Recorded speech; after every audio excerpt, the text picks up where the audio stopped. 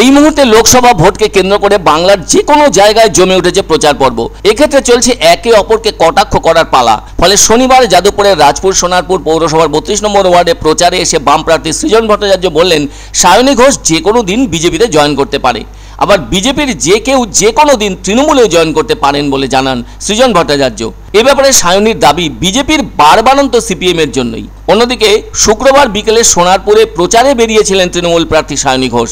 আর সেখানে চাঁচা ছোলা ভাষা এবং ভঙ্গিতে বিরোধীদের তোপ দেখেছিলেন সায়নী ঘোষ।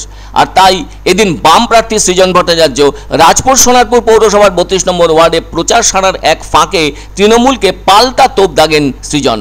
সৃজনের বক্তব্য, অর্জুন সিং, মুকুল রায়, রাজীব বন্দ্যোপাধ্যায়, সব্যসাচী, বাবুল সুপ্রিয় এদের দেখলেই সেই ছবিটা স্পষ্ট হয়ে ওঠে।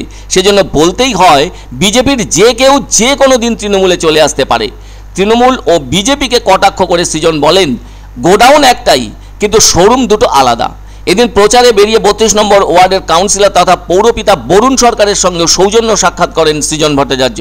তবে যাদবপুরে লাল ঝান্ডা ওড়ানোর দায়িত্ব যেন পড়েছে তরুণ নেতা সৃজনের উপর।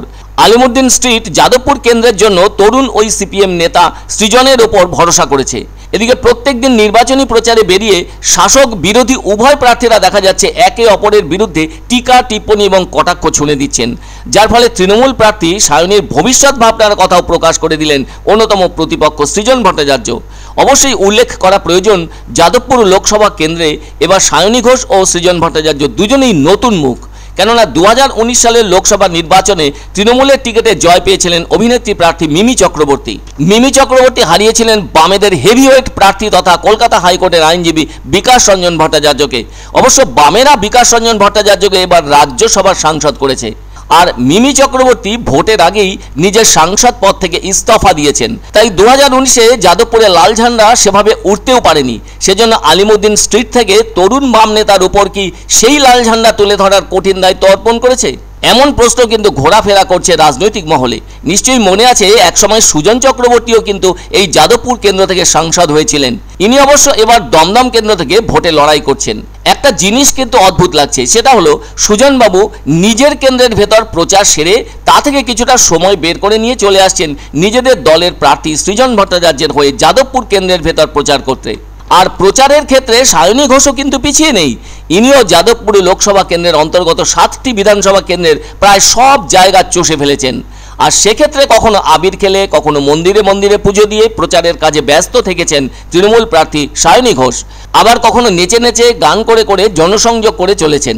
একটা কথা বলতেই হচ্ছে, লোকসভা নির্বাচনে সৃজন ভট্টাচার্য নতুন মুখ হলেও এর আগে তিনি বিধানসভা নির্বাচনে সিপিএম প্রার্থী হিসেবে লড়াই করেছিলেন সিঙ্গুর আসন থেকে, কিন্তু তিনি অবশ্য ওখান থেকে জিততে পারেননি।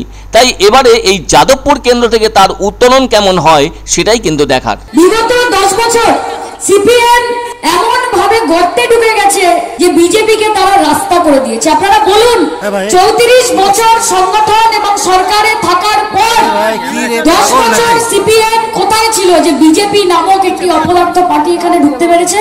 যারা যারা একসময় বিজেপিকে কখনো পেয়ার হয়ে বলতো, তারা তৃণমূলকে হামতুম বলে এখন।